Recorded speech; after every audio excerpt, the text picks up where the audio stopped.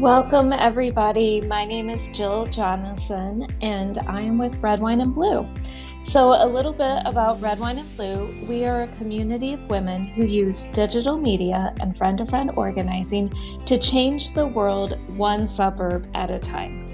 And we are working really hard at this. We've got a lot of heavy things going on in this world, and we're creating a real community, and we're giving women permission to use their voices. Today, we are going to be talking about Russia's invasion of Ukraine 1 year later. Can you believe that? It's been a full year.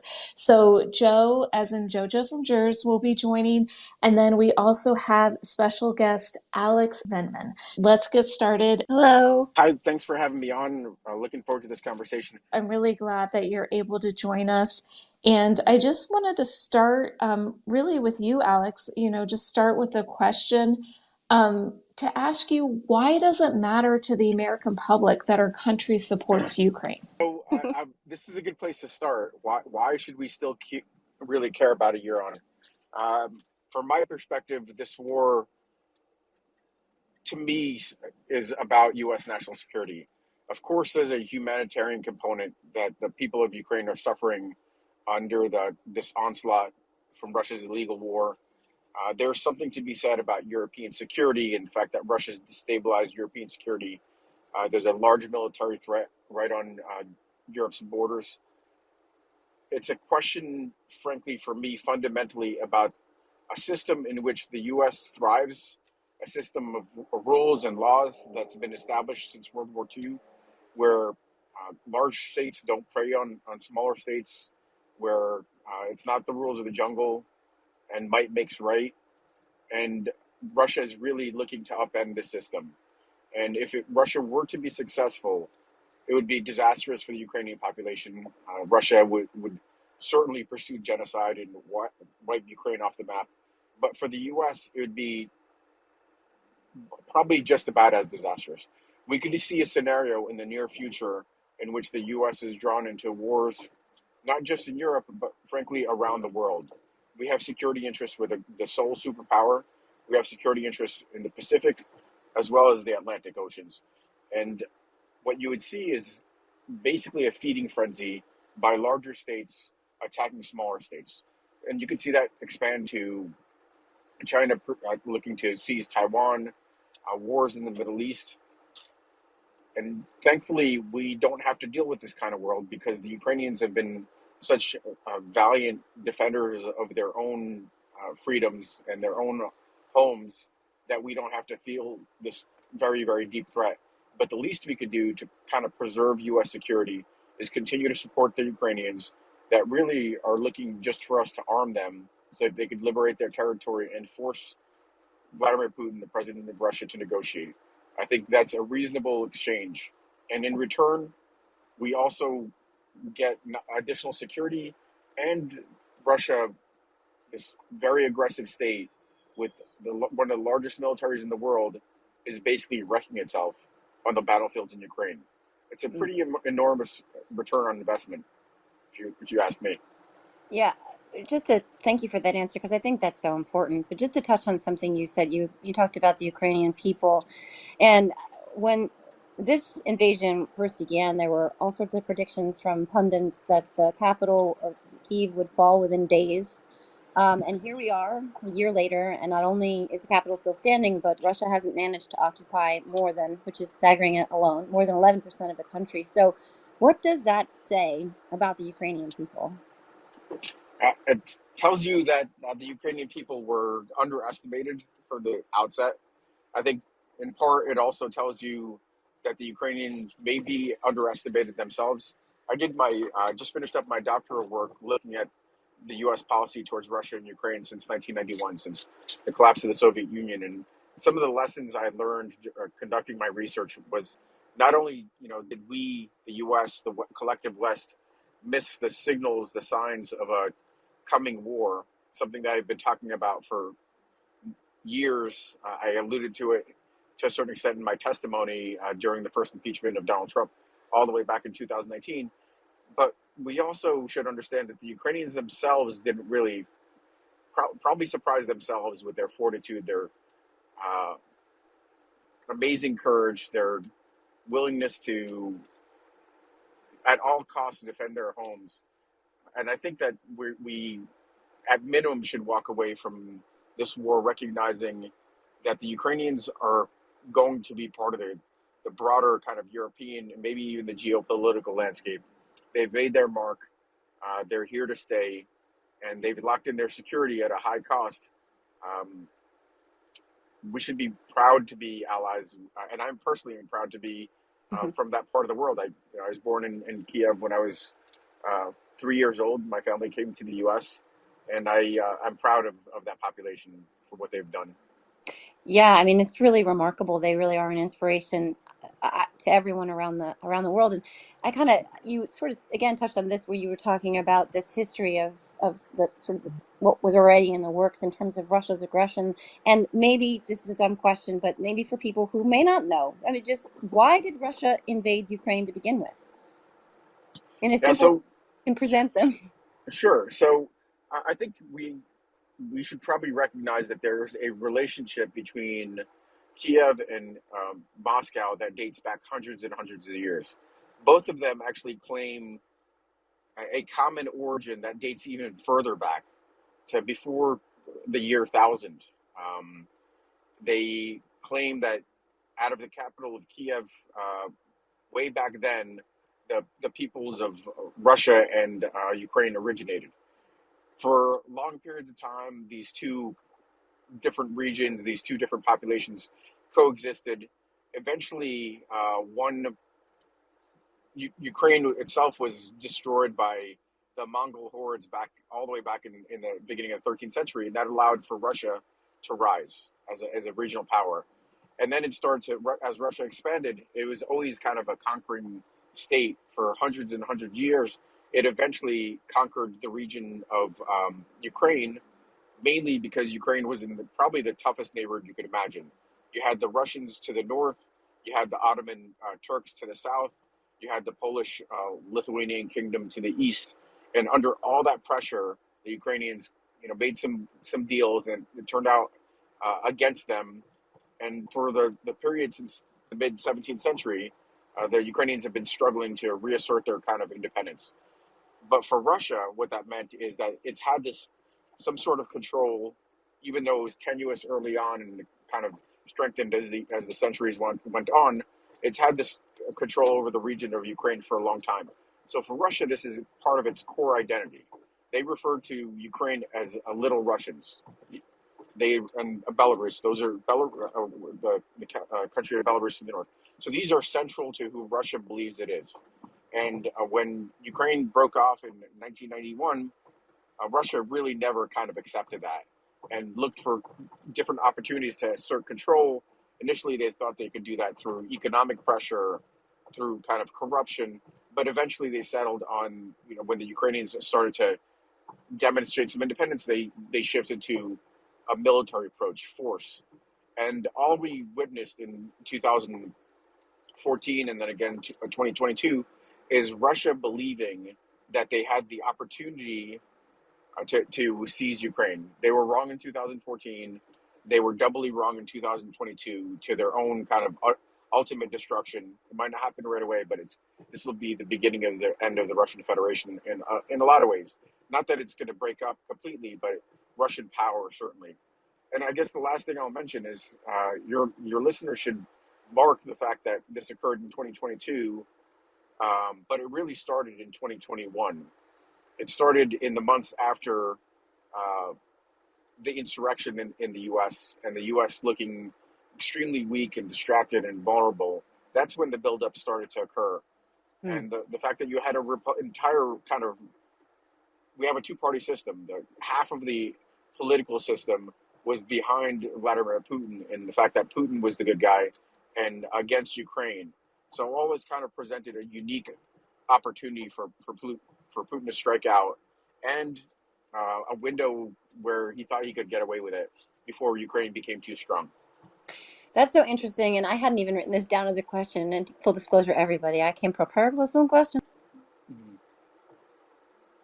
Alexander is very intelligent and very well spoken. But I wrote my questions down, and this one I didn't write down. But I'm curious on what you just said, because there's this misconception, or whatever you want to call it, that Putin waited for Biden to be in office, and this would have never happened under Donald Trump. And of course, your testimony was crucial in the first impeachment of Donald Trump after he extorted President Zelensky for political help by withholding aid. So I'm so curious to just take advantage of this moment to talk to you, to sort of like explain that a little bit, and how does that work? Did they wait for Biden and they wouldn't have done it under Trump? Well, I think the bottom line is that I think that the first impeachment of Donald Trump was probably the kind of the seminal moment, the seed for this war to begin. The U.S.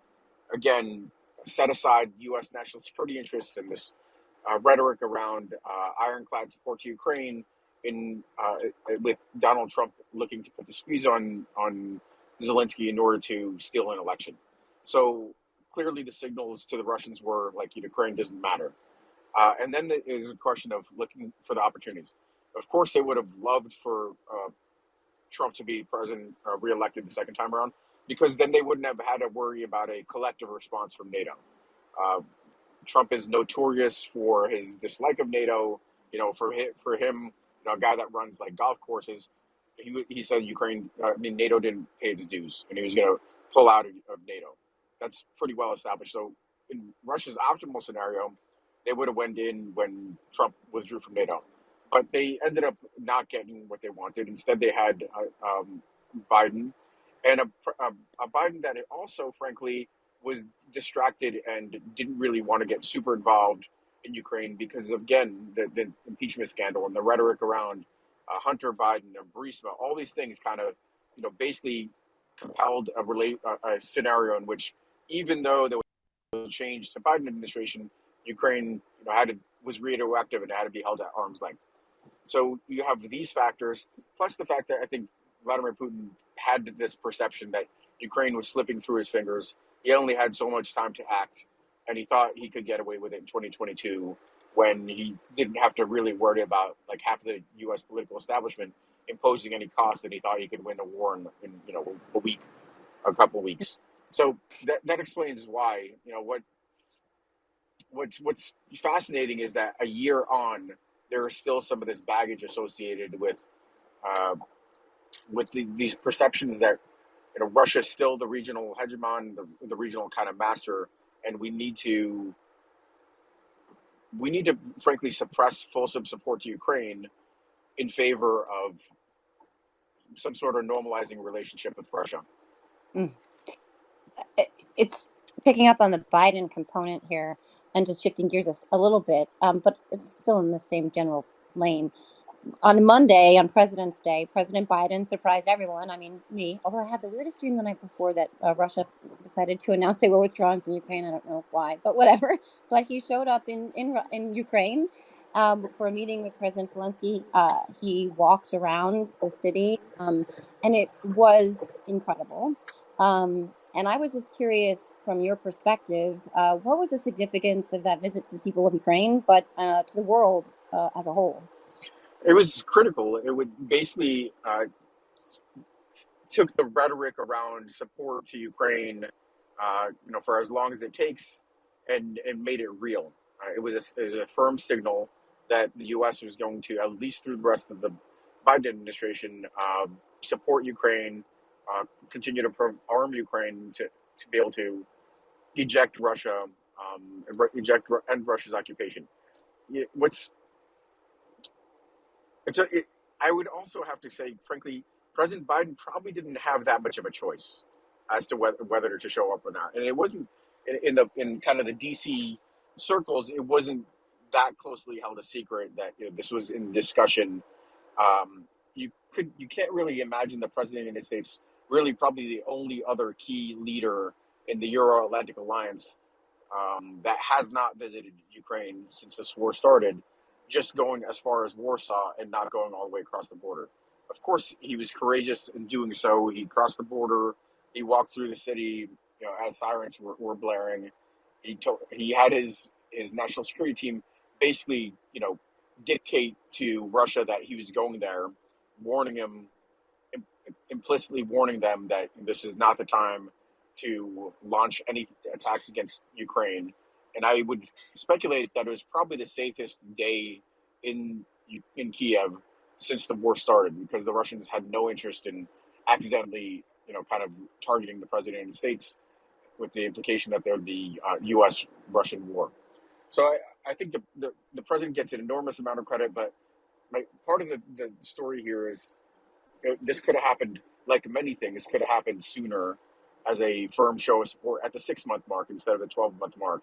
Just like tanks could have been provided earlier, and these armored personnel carriers and all this advanced equipment should have been provided earlier, in a time where Russia was still reeling and potentially in a position where Putin would have been forced to kind of negotiate sooner. But we are where we are. I'm very pleased with this administration and the direction it's taking. It's not just as long as it takes, but whatever it takes. That's the whatever it takes part. We're not quite there yet, but we're moving in the right direction. Right. The timing component is something I heard about on the news yesterday that I hadn't considered, which is we're providing the support and the tanks and the other things that are above my pay grade, but what we're not. There's training and all of that other stuff that goes involved with actually, getting these things onto the battlefield, and that's a crucial difference in terms of the protracted nature of the conflict. And it's just something I had not thought about. You're like, oh, great, we're sending tanks, yay! But then you think, oh crap, they're not going to really be able to use them for, however Yeah, long. yeah, And that I just wanted to, again, sort of switch gears, because something that Red, Wine, and Blue talks about a lot are conversations that we actually have with our peers, with our friends, with our colleagues. And one of the things, back to Biden's visit, sort of, that people are talking about is both sort of like criticizing Biden for going to Ukraine on President's Day and not going to East Palestine, Ohio, which is an interesting take on that, and definitely a spin on it. But personally, I was talking to an old friend yesterday who identifies as an independent, and he said he didn't understand why now, at this point, a year later, Ukraine won't just compromise with Russia, like just hmm compromise. He said they could end it tomorrow if they wanted to. So can you explain no. what compromising with Russia like? I would invite your friend to consider the fact that he's living in his home peacefully, and somebody breaks in and basically refuses to leave, and your friend then says, you know what, it's okay. Why don't you take that bedroom, the living room, and that bathroom over there and stay? It's okay. That's basically what this conversation is about, as opposed to ejecting this kind of occupier that from your rightful territory. I think it's not quite that simple, even because you could imagine in my metaphor that the person is like, okay, this was easy. Why don't I just take the whole house? That's Hmm, where it would go.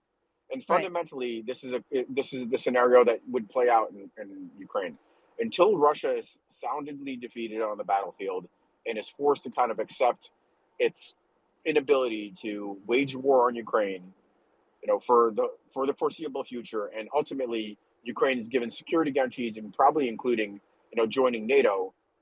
There is going to be a perpetual risk of war, and this is an untenable situation. If Russia were to hold here with the territory it's occupying, it would rebuild and seize additional territory, because it wouldn't fundamentally give up on what it believes is still its core territory.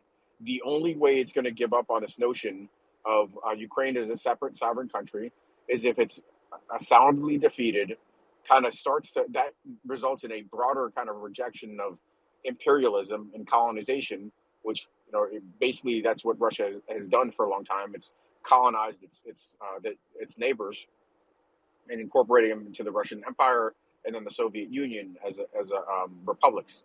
So I think that there shouldn't be any misconceptions that there is an easy button here, and all it takes is that Ukraine kind of just appease and give up its territory. It's not frankly, it's not even a serious notion. Hmm, And what is the message that sends to other aggressive nations? That right. they could wage war for a year, absorb some costs, and then there are no consequences. That would be a terrible precedent for a kind of a rules based world order where states don't attack other states and try to conquer their territory.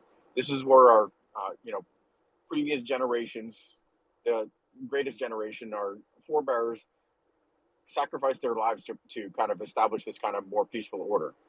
I think that would be a disservice um, to veterans and the fallen, as well as to the future generations, as because of the security threats that would pose.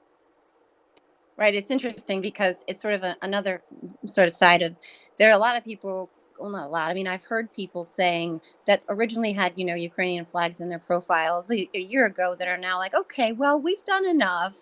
And it's interesting because to your point, like we can't say, okay, well, we've been there for a year and now we've done enough. So we're just going to like walk away. And at the moment, there's still bipartisan support in Congress for our sending aid to Ukraine, but there are many, I call them the louder voices, so to speak. I think we know who I'm talking about here, who are very actively and loudly saying they want the United States to stop sending aid. And why is that? And will they be successful in this goal with like a feckless leader like a Kevin McCarthy in place? Yeah. Well, I think first of all, to the last point, what do we want to be the fair weather friends when we have alliances that we count on for our security, as well as those members of the alliance that count on us? Do we want to be those fair weather friends that really were kind of minimal so far? What have we committed to Ukraine? Committed 5% of is no longer a conventional military power. We didn't put troops on the ground. We didn't spend a fortune like we did in 20 years of war in the Middle East. This is about as economical as you can be. What's the cost to the American public?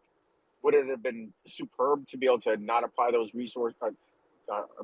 shift those resources in a peaceful environment to education, to roads and infrastructure? Yes, but that's not the world we live in. We live in a world where there are security threats, and we could either face those now or pay the consequences later in more blood and treasure, in treasure and more blood. Stingy pays twice. That's what Amanda says. Amanda and my podcast. What'd you say? Stingy pays twice.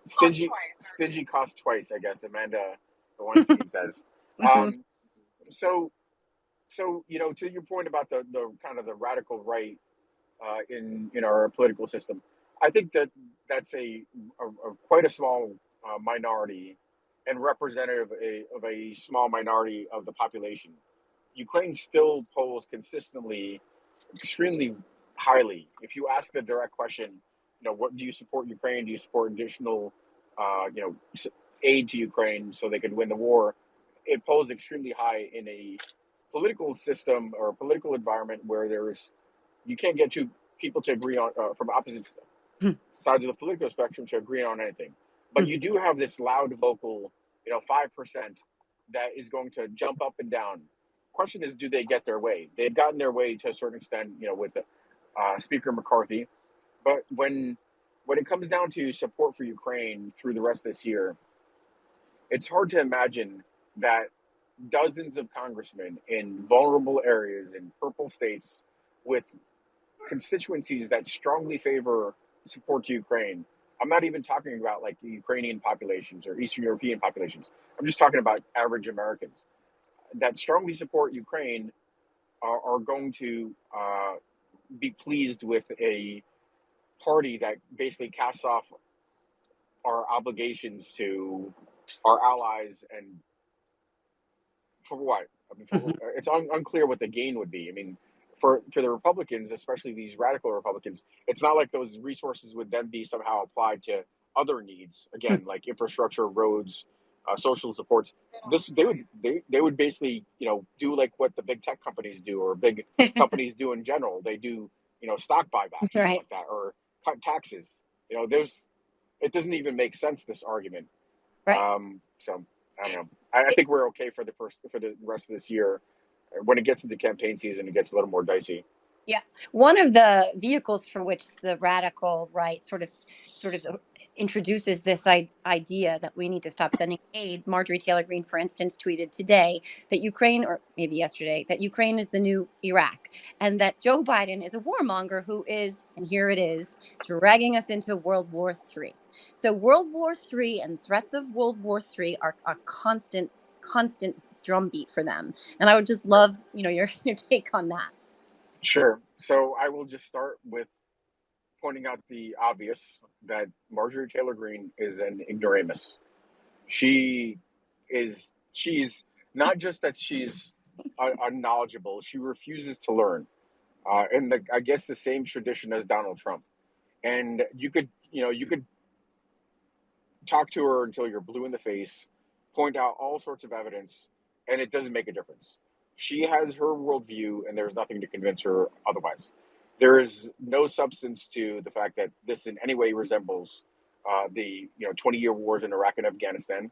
Those were enormously costly, and again, in blood and treasure. This is an economical application of resources to, again, render neutral Russia's conventional military capability. With regards to this World War III nonsense, Russia is bogged down in a terribly costly war in Ukraine. Tens of thousands of Russians have been killed. How does it even make any logical sense that Russia has any interest in fighting NATO, where it would get its ass whooped so much worse? It makes absolutely no sense. And the fact that with this we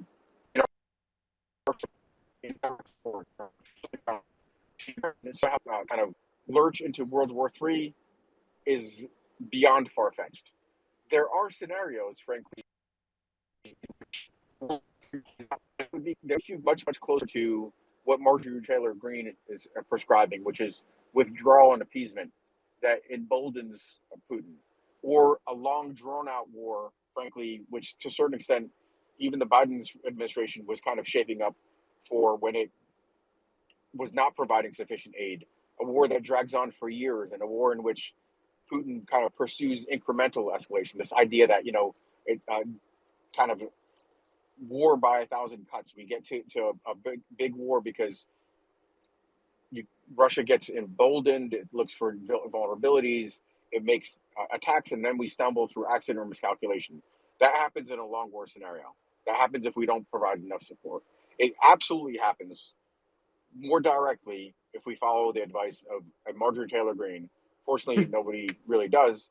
But if we follow that advice, then we are setting ourselves up for a broader war that certainly poses in the U.S. in the future. And we have to remember sometimes the decisions we make now to reduce risks stack up in a very, very, very detrimental, harmful way over the long run. We Yeah. can't. It's like, think about it as a parent raising a child. You keep letting your child get away with something for long enough. Eventually, the child basically completely starts to ignore you, and then you're in for a much more difficult time. Right. I'm curious about the impact that this is having on the Russian people, because I read today the U.S. is rolling out new sanctions in concert with the G7, including some for Chinese companies. One of the goals of these new sanctions is to stop Russia from getting around other sanctions in place. So I'm curious, have the Russian people been feeling the impacts of Putin's aggression in their daily lives, or have they been finding has Russia been able to find a way around that? So it's both. They have been feeling the effects on their daily lives, but it's a bearable effect, and they're learning to do without, making adjustments. So think about the fact that Russia has to do what's called import substitution. It can get items from overseas, luxury goods and things of that nature. All these different companies that withdrew from Russia didn't want their brand associated with kind of the Russian barbaric regime and helping drive their economy. People have to deal with that. Are people starving, or is there not enough food, heating oil or gas? That hasn't happened. And certainly some of the elites are facing these challenges because their kids can't travel freely to schools, or They can't go visit their villas around Europe and things of that nature. But again, it's not something that's really, pinching the public. What's going to eventually kind of start to have a pinch is over this past year, we've been paying Putin a gas tax, um, because he conducted this war and kind of reduced the amount of oil and gas in the whole system. It increased the price, and he was getting paid, and that created a surge in oil prices, and he was reaping kind of extreme benefits from that. That is stopped in the second half of the year. The people expected prices to spike in the winter. That didn't happen. If anything, prices have really kind of dropped significantly. So all of these things that were easing the costs for Russian economy are not there anymore. The prices of oil and gas have stabilized at a pretty low level, and it's going to be harder for Russia to make ends meet with a population of some 135 million people. It has to still provide basic services, pay pensions. That's going to become considerably tougher, in the second year. But that wasn't a major factor in the first year. And then the other thing that's going to bite is the tens of thousands of casualties. That is not sustainable for Russia. Yeah, I was. Um, Go you know, ahead. No, go go ahead. ahead. Go ahead. No, well, That's okay. Yeah, that's not sustainable for Russia to lose, kind of military aged males, the workforce of the future, kind of the folks that are going to keep the economic engine going in Russia. In addition to the fact that you had so many casualties and so many severely wounded people, you also had a massive exit of people. In the first months of the war, there were people that left as a protest. A large number of the IT workforce left. Tens of thousands, hundreds of thousands left. Then when Russia did its mobilization to call up troops, because its first cohort of troops were annihilated on Ukraine's battlefields, for every person that basically called up, 3 left the country. Somewhere on the ballpark of 1 million. Estimates are as high as 1 million people left the country because they didn't want to fight in this war. And that human beings for states are resources, and you can't. They're finite resources. You can't, frankly, continue to suffer casualties on the scale and still fight a war. Yeah, I mean, the sense that I get is that the government views its citizenry as cannon fodder. I mean, are they even tracking their own casualties? And then, I mean, there's also they're finding soldiers, let's just say, from other sources than the military, like they're taking them out of prisons, etc. It seems as though they don't hold their own people in extremely high regard, that they can just sort of discard them and throw them away like that. Well, I think there's something to be said about authoritarian regimes and the way they consider human lives. They do not value human life. For the U.S. and I think as a general rule, I mean, we fall short. Don't get me wrong, but every life is important. That's not the way the authoritarian systems think about people. They think about them specifically as resources for labor, resources for a tax base, resources for a military, and they have no qualms whatsoever about spending that resource, very, very kind of cavalierly, in the way Russia is as cannon fodder, simply trading lives for additional kind of inches on the battlefield, and they're totally satisfied doing that. And that's really one of the fundamental differences between authoritarian and democratic regimes, and that's why you have the Ukrainian population fighting so valiantly, because they don't want to live in that kind of system. Speaking of regard for human life, a story that Jill and I were talking about, and I know we talked about this earlier, that I didn't know until very recently, came to my attention. I don't think a lot of people know about it, is that the Russians have been abducting Ukrainian children. Estimates in this invasion alone of up to 7,000 children are said to have been abducted and deported by Russia. And then what's happening to them when they get to Russia is all of their information is being changed, their names, everything that identifies them, and they're being sold to Russian families. And some of the children are being the older ones are being put in camps. So I feel like this hasn't made a big enough blip. It's just a blip. It hasn't made a big enough It's not being talked about. And for all of the Marjorie Taylor Greens who present themselves as these pious, Christian whatevers, that they're advocating for us walking away from this humanitarian crisis that is happening right there in front of us. Yeah. Well, I don't, unfortunately, I don't think, that point will carry any weight with Marjorie Taylor Greene because, simply put, she doesn't really, I don't think she really does care about anything besides herself and her own kind of power and her power base.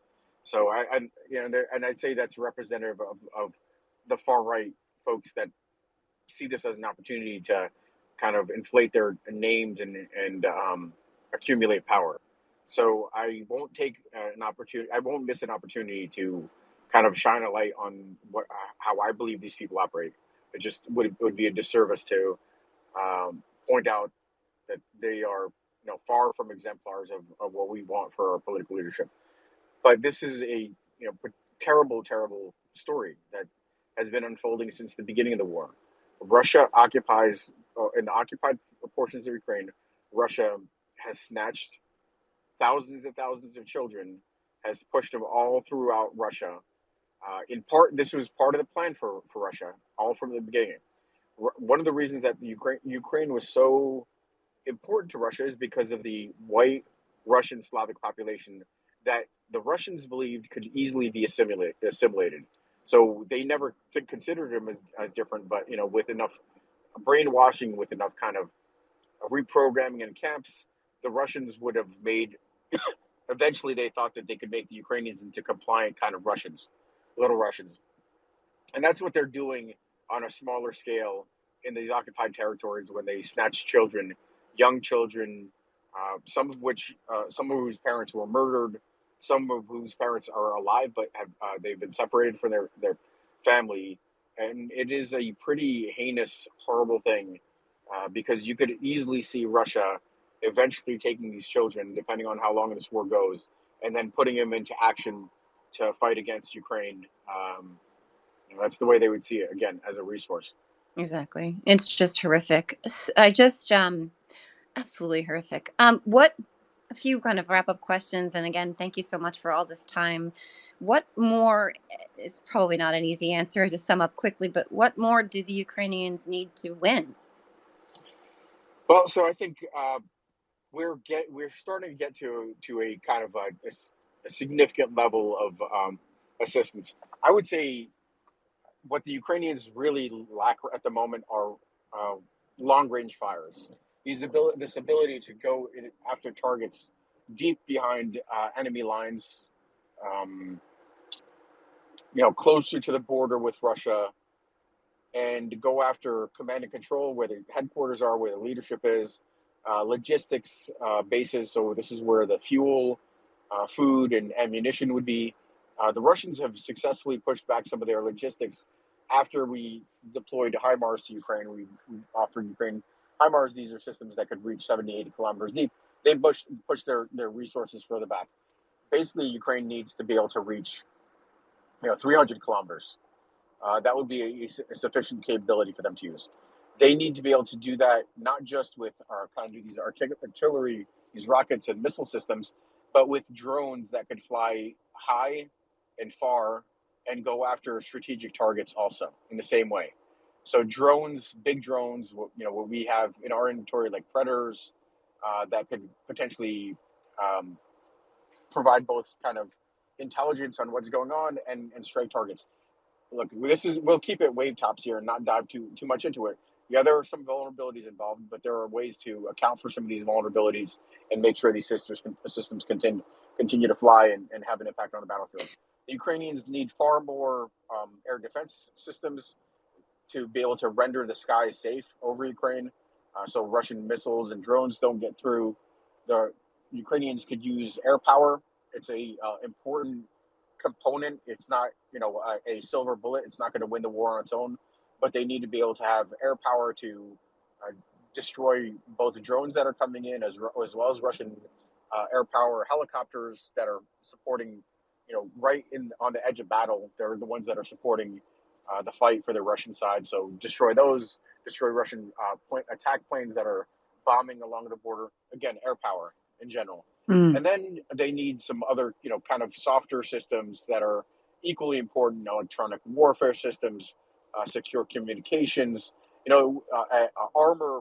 Right now, we've offered 31 Abrams tanks. That's not really a huge number.